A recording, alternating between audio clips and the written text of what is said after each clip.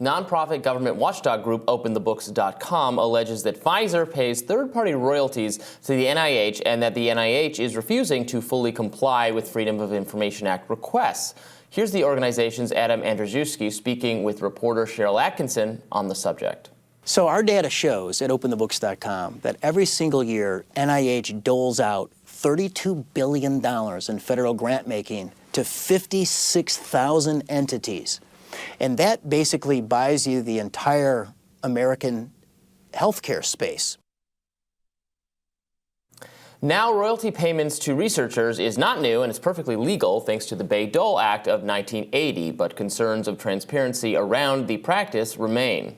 You may remember this exchange between Senator Rand Paul and Dr. Anthony Fauci concerning royalties. Let's take a look. We've been asking you, and you refuse to answer, whether anybody on the vaccine committees gets royalties from the pharmaceutical companies. I asked you last time, and what was your response? We don't have to tell you. Right. We've demanded them through Freedom of Information Act, and what have you said? We're not going to tell you. But I tell you this, when we get in charge, we're going to change the rules, and you will have to divulge where you get your royalties from what companies, and if anybody in the committee has a conflict of interest, we're going to learn about it. I promise you that. Mr. Chair, can I respond to that, please? May. Okay, there are two aspects for what you said. You keep saying you approve, you do this, you do that. The committees that give the approval are FDA through their advisory committee. The committees that recommend are CDC through their advisory committee. And you keep saying, I'm the one that's approving a vaccine based on certain data. So I don't really understand, with all due respect, Senator. You're the one that said you would not reveal what companies gave you royalties or what company gave the other scientists royalties. Gotta move That's on. what you told the committee. Senator Paul, Sir, you gotta move on. Could I please answer that? Briefly, You yes. keep asking committees. They're not my committees. Now, it's important to note that in 2005, Dr. Fauci, director of the National Institute of Allergies and Infectious Diseases, told the Associated Press that he donates royalty payments he receives from the licensees of products he helped develop while working for the National Institutes of Health. Rising has reached out to the NIH to request comment, but we have not heard back at the time of this taping. Here to discuss is freelance journalist and author of Owning the Sun, A People's History of Monopoly Medicine from Aspirin to COVID-19 Vaccines, Alexander Zaitchik. Welcome. Thanks for having me. Yes, thanks so much for joining us. This is a complicated subject. Can you tell us more about the royalty system and how this law from the 1980s set it up, what it was designed to do, and what the issue is now?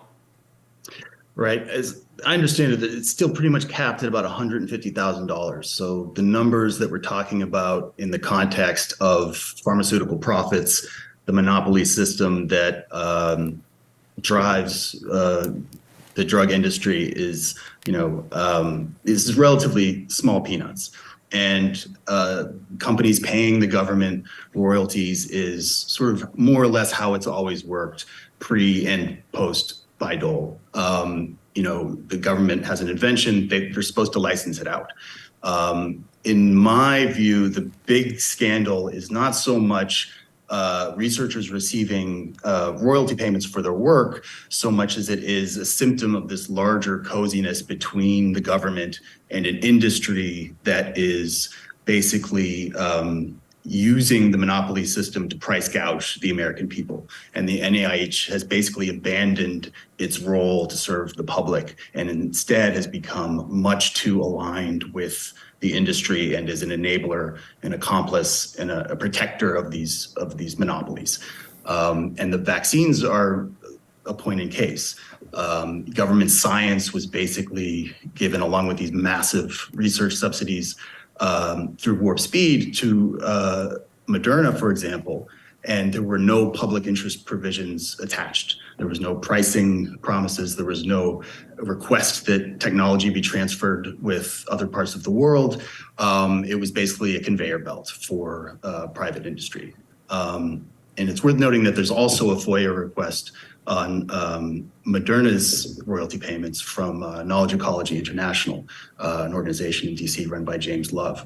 And they have been a lot less forthcoming than Pfizer, and they actually did not pay any royalties for a long time. So Pfizer is actually, in the context of all this, a better actor than Moderna in terms of using government science for their vaccine.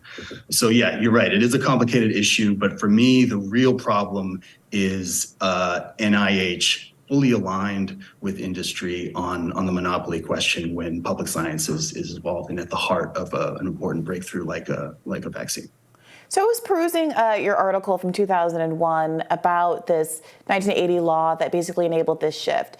And as I understand it, there used to be a presumption, the base level standard was that if there was an innovation, a vaccine, some other scientific development that was developed as a consequence and funded by the government, then the expectation was that the public should be able to benefit from it without having to pay. It was developed with public dollars. It should be at the public benefit and not have the kind of monopoly power that is normally granted through copyright, driving up prices and excluding public actors from being able to access it. And then at some point, because of lobbying in the late 1970s, that shifted so that the government had to the presumption shifted so the government had to prove that it should have that privilege as opposed to the default being that way. Can you unpack that for us a little bit and help us understand why that shift occurred? Yeah, for most of the post-war era, there was a default position within health, education, and welfare, as it used to be known, that if a government invention was a result mostly of government research, there may have been private partnership involved at various stages, but if it was largely funded by the government, then the patent should stay within the people's hands. It should be public property, and it should be broadly diffused and licensed very broadly, because that is the whole purpose of these billions of dollars of NIH research grants, is to benefit the American people and the world. That used to be, it's still carved in the building.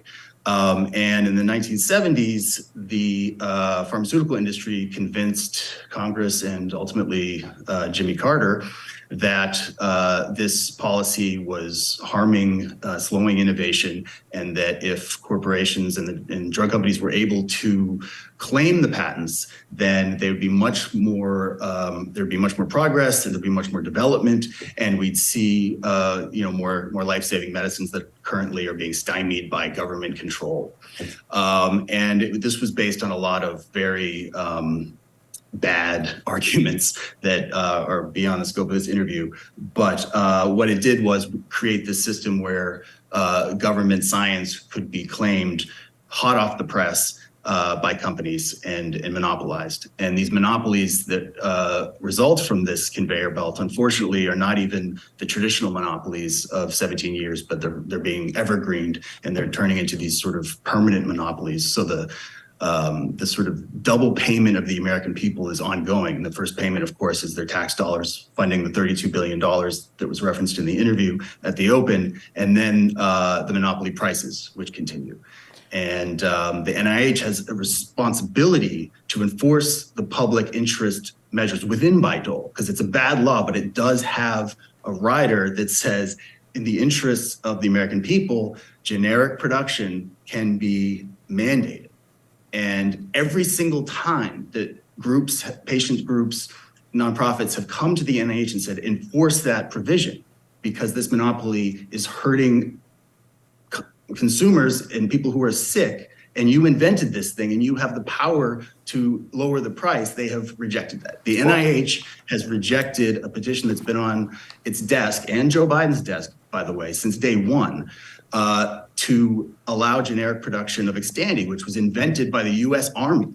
The United States Army invented a breakthrough prostate cancer drug that is 6 times what it costs in other parts of the world. So all they have to do is say, yes, we're going to enforce our own laws. And they're not, because they're completely in bed with the companies who are profiting, right. And with companies that have basically gained an exclusive right to produce these drugs that the government has given them with government, because this is even harming, of course it's harming the groups you're talking about, the patients, but it's also harming competitors, right? Other Yeah, companies it's anti-competitive are not allowed industry. to develop these things because of the government granting a monopoly in perpetuity on a specific product that government research funded.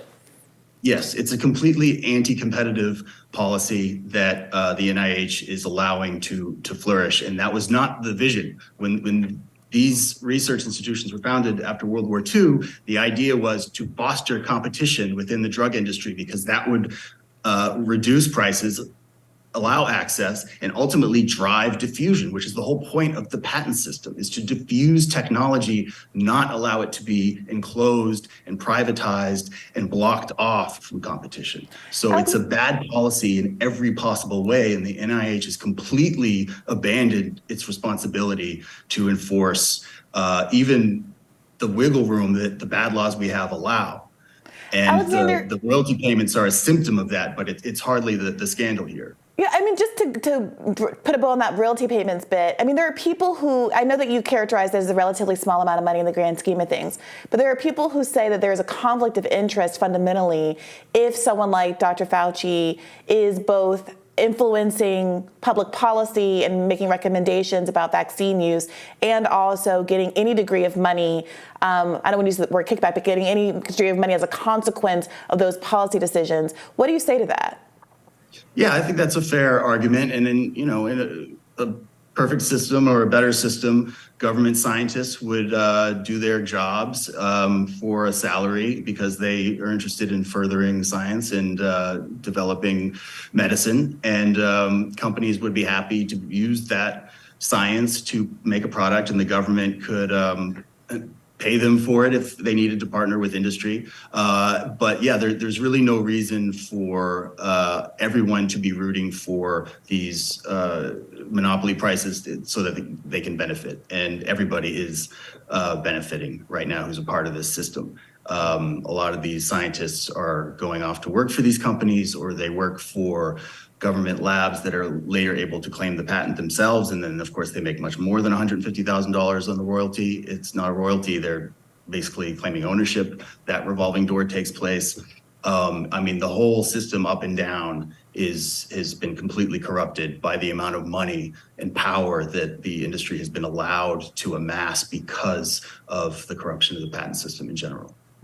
Alexander, very interesting. Thank you so much for joining us. Thanks for having me. And we'll have more Rising right after this.